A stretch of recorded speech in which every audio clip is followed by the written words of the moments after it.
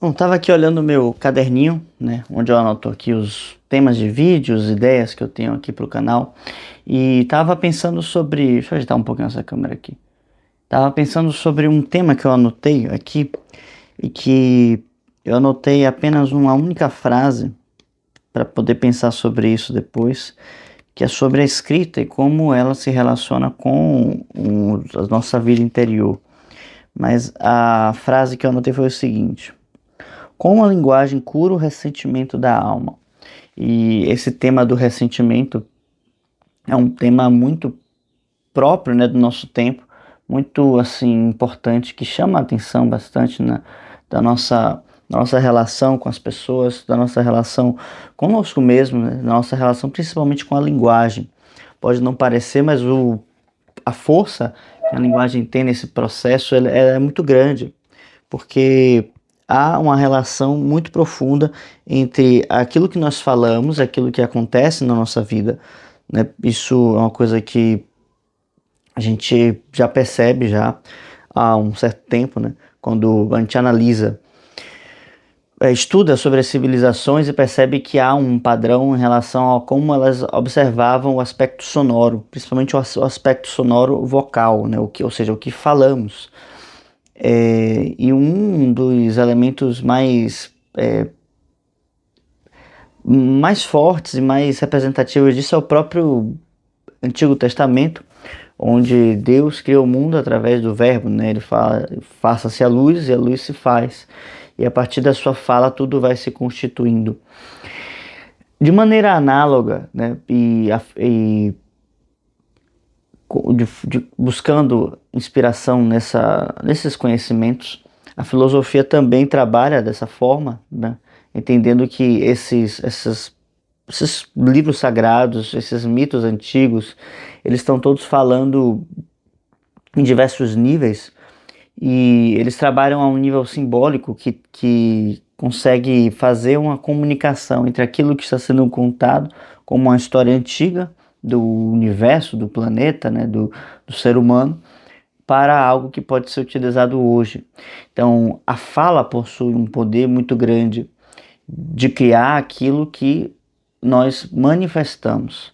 Então, é uma coisa que você deve cuidar muito, né? Inclusive em civilizações antigas, se tomava muito cuidado com aquilo que era proliferado pelos artistas, né? Inclusive Platão ele vai ser um eco desse tipo de tradição, onde ele vai colocar justamente isso, né? Deve-se tomar cuidado com aquilo que o artista ele espalha na polis, porque é, a sua força de magnetização, a sua força de atração das pessoas é grande e a sua palavra ela tem um poder diferente. Ele tem uma capacidade de fazer com que as coisas aconteçam que é maior do que os outros, né? Justamente pela sua capacidade de criação. Então, a criação mental, a criação de uma obra de arte, ela se plasma, ela se concretiza em nossas ações, ela se concretiza numa forma de vida muito própria àquela obra de arte. E daí que nós conseguimos avaliar, por exemplo, muitos elementos históricos através das obras de arte que foram construídas nesse período, né? Seja das pinturas, seja da arquitetura, principalmente. As outras obras também, mas principalmente essas duas são mais representativas no que tange ao elemento histórico, tá? E isso sem tirar, né, o caso os elementos simbólicos que estão sempre envolvidos ali, né, nas pinturas como um todo. Não vou abrir esse assunto aqui porque é um assunto que a gente pode depois trabalhar mais pra frente, tá? Então, caso vocês queiram, a gente põe aqui nos comentários que eu separo um tempo para falar sobre isso. Mas a linguagem, então, como é que vai constituir um aspecto de dupla ação nesse sentido, assim como tudo na vida, né? Uma dupla acepção, como duas faces de uma mesma moeda, né? Ou um lado claro, um lado escuro, né? Onde o lado escuro está voltado para o nosso interior, em que nós não enxergamos muito bem. porque precisamos trabalhar com os sentidos interiores, os sentidos, vamos dizer assim, da nossa alma, e investigar aquilo que se passa em nossa vida, né? Nossa alma, na nossa mente, né? E o outro é o elemento concreto externo luminoso, ou seja, aquilo que a gente consegue perceber com a nossa convivência, com o dia a dia, com aquilo que nós falamos, com o que construímos, né, na nossa ação diária, tá?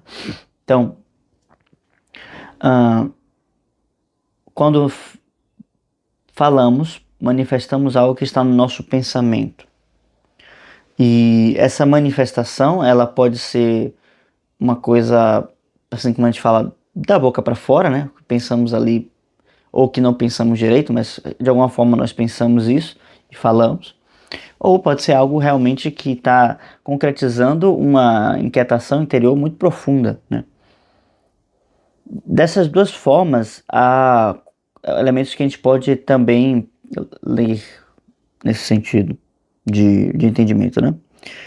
Porque assim, o primeiro, quando nós falamos assim da boca para fora, e aquilo às vezes é tido como uma piada, como algo sem importância, isso pode ser reforçado, né, e falado muitas vezes, até um ponto de que se torna uma verdade, né, como diz aquele ditado, que uma mentira repetida muitas vezes se torna verdade.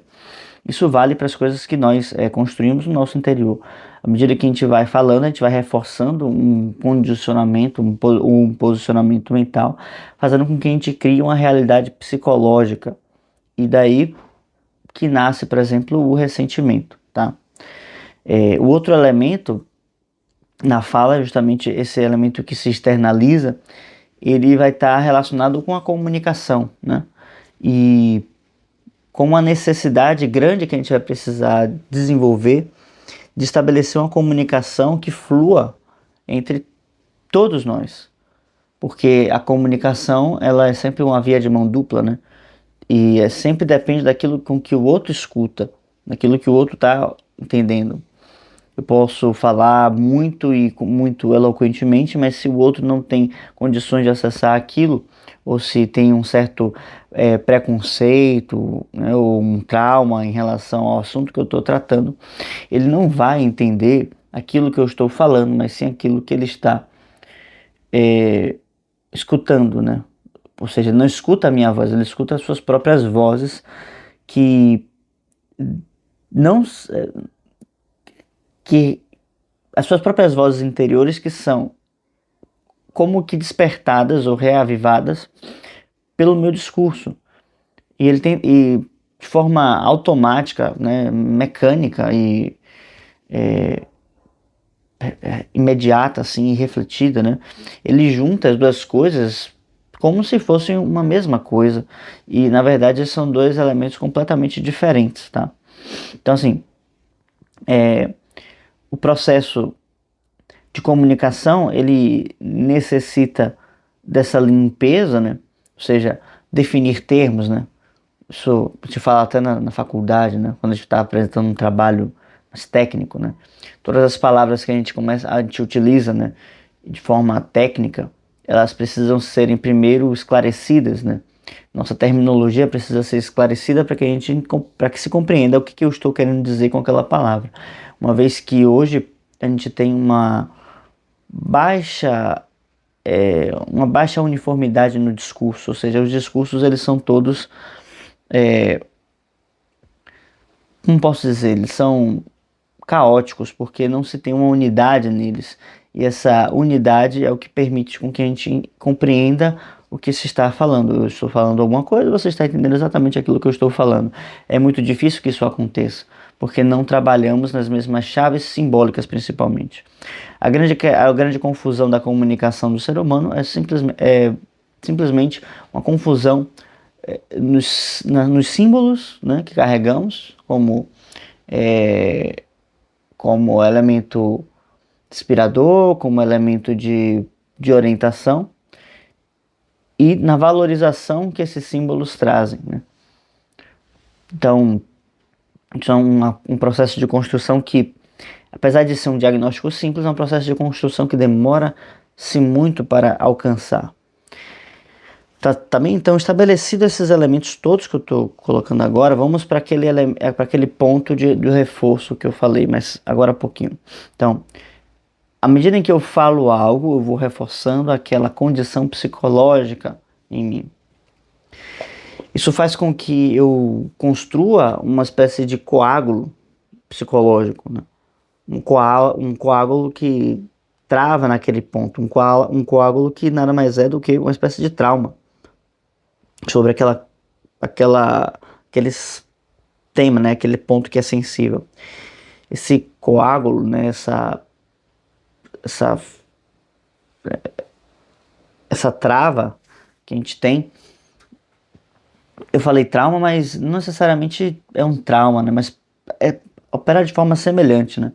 Porque a gente é como se a todo momento que nós tocássemos num tema, tocássemos num assunto, voltássemos para uma condição anterior, bem anterior, né? E essa trava sobre o assunto, né? Essa, eu esqueci agora a palavra que eu usei, mas esse ressentimento ele vai se condensando dentro de uma condição que já passou, que já terminou. Então é como se existissem um padrão ou duas linhas temporais, duas linhas de consciência diferentes, né? E aqui vamos separar exatamente assim. Existe a linha temporal da minha vida que segue, independente do que eu faço. O tempo cronológico ele continua indo para frente, né? Eu não tenho o que fazer, independente do que eu faça. O dia ele sucede à noite, a noite sucede o dia, as estações mudam, pessoas novas amadurecem e ficam velhas e morrem. Tudo isso faz parte do tempo cronológico. Eu, então, preciso perceber que existe esse tempo que se mantém, mas existe um outro tempo que ele é psicológico, ele tem as suas alterações, ele descreve uma trajetória que é toda sinuosa. E uma das coisas que faz com que que essa sinuosidade se mantenha, ou pior, né, que a gente retorne a alguns pontos nessa linha sinuosa, é justamente esses pontos do ressentimento. Porque é como se quando eu tocasse no ponto do ressentimento, eu voltasse nessa linha temporal. Eu voltasse para aquele ponto onde a mágoa aconteceu, onde a ferida aconteceu, onde aquele reforço, né, que eu falei, que a pessoa vai falando, repetindo, né? E porque outra pessoa também falou, né? Então ela acredita naquilo, ela vai, então volta para aquele ponto e se trava lá, né? Então como fazer agora para soltar esse emaranhado, né? Essa, essa maçaroca de fios, né? Esse novelo todo embaralhado que, que é, na verdade, a minha própria psique que está confusa em relação a uma série de elementos, né? Então, como fazer? Precisamos quebrar algumas coisas que nós temos, né? As pessoas falam, sei lá, de crenças limitantes, de elementos de, de reforço, né? Vamos dizer, quebrar a zona de conforto. E isso muitas vezes passa por um processo de quase de reprogramação mental, né? Não é isso que eu estou querendo trazer. O que eu estou querendo trazer é que o ressentimento ele é algo que acontece porque um fato existiu, né? E pode ser qualquer tipo de coisa, isso não vem ao caso. Seja por um trauma de alguma ação que alguém fez contra você, né? Ou sei lá, um cachorro, né, que te pegou na rua e ficou traumatizado com isso, né? Ou com aquele cachorro em específico. Enfim, é, são podem ser diversas as situações que nos geram esse ressentimento. Isso não é algo racional, mas pelo contrário, isso é uma abordagem totalmente emocional e de um emocional que ainda não compreendeu essas situações que lhe afetaram, né? Então, é necessário voltar-se para aquela situação, para aquela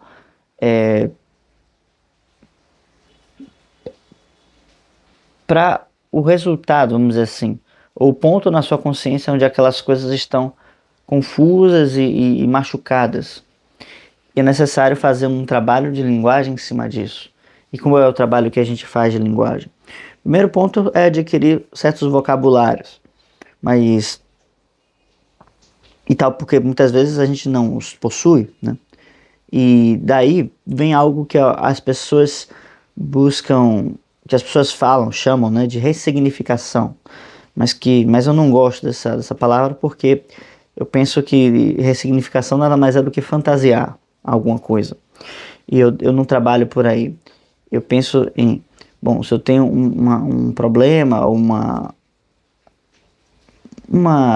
trava, um, um elemento dentro da minha alma que não está bem resolvido, eu preciso encará-lo como ele é e aceitá-lo. A questão não é ressignificar, é aceitar. Aceitar as coisas como elas são. E isso parte de um elemento de linguagem, que é justamente a, o acolhimento, tá? Como é que isso se dá? Pela forma como nós falamos sobre aquilo. Quando nós pensamos sobre um assunto que estamos com essa questão do ressentimento acontecendo, qual é o tipo de comportamento ou de postura que nós empregamos nas palavras? Geralmente elas estão relacionadas a um certo arrependimento ou uma certa vergonha. Tá? A vergonha é muito prejudicial nesse caso, né? Certas palavras de isolamento, né? E uma culpa muito grande, né? Então aquela postura de que, não acredito que eu deixei isso acontecer, como eu fui fazer com que isso acontecesse, né? Ou por que isso aconteceu comigo, né? Sendo que, olhando de forma mais clara, a gente vai entender que, de alguma maneira, as coisas aconteceram por nossa própria responsabilidade, né? A gente vai ter que encarar isso de algum momento e acolher esses elementos, né? Olhar aquela situação e colocar as palavras corretas ali, entendendo que aquilo aconteceu naquele momento da minha história, mas que aquilo não acontece, não precisa definir toda a minha história. E eu estou falando aqui de uma situação de ressentimento que geralmente é algo que fazem conosco, né? E aí às vezes a gente se sente como enganado, injustiçado, como trouxa da história. E isso faz com que também muitas vezes a gente entre para situações muito marcado e não consiga deixar fluir, né? Entrar em experiências novas. Da mesma forma como a gente pode olhar para aquelas coisas que a gente fez e aceitá-las, né, como uma realidade que não pode ser mudada, a gente pode olhar para aquelas coisas que fizeram conosco, né, como injustiças, olhar para essas coisas e entender que faz parte de um processo de ignorância da própria pessoa. E entender que não é porque alguém me feriu, alguém me enganou, alguém me machucou, que outros farão isso, ou que eu deva fazer isso com os demais, uma vez que a vingança, a mágoa, o ressentimento, a ira, né, todas essas palavras de conotação negativa, e ela não faz parte da formação, da construção do ser humano saudável. Eu preciso agora olhar para essas situações e aprender a aplicar o perdão, né? De ativamente olhar para isso e pensar, né, sobre essas coisas, e eu perdoo, né, essas pessoas por terem me feito isso, ou até eu me perdoo por ter feito tanta bobagem, né, ao longo da minha vida, porque essas bobagens acontecem, vão continuar a acontecer, né, porque não somos perfeitos. E quanto mais rápido a gente conseguir desenvolver esse posicionamento ativo, né, seja, para mim funciona muito a escrita, né, eu pego e escrevo as coisas como elas aconteceram, né, como a minha consciência as assimila, e eu tento emitir nesse momento não é uma buzina, mas uma vibração que busque esse perdão, né? Um posicionamento que busque esse perdão. O perdão é uma ferramenta muito poderosa para a nossa vida, que devemos cultivá-la. E as palavras corretas são muito necessárias nesse momento, né? Entender exatamente, né, que as coisas são duras, né, realmente, não preciso ressignificá-las, mas que elas podem ser requalificadas, elas podem ser melhoradas a partir de agora, a partir desse momento. O perdão é uma ferramenta de saúde. Você perdoa o outro não só porque ele merece perdão, mas também porque é uma necessidade da alma. A alma que vive ressentida, vive amargurada, ela não consegue ser livre, nunca, jamais. E o estado natural do ser é a liberdade, é ser livre. Então, trabalhar o perdão através de uma linguagem bem qualificada, isso é um ponto em que nós devemos buscar ter, né, enquanto escritores, enquanto poetas, enquanto pessoas que precisam de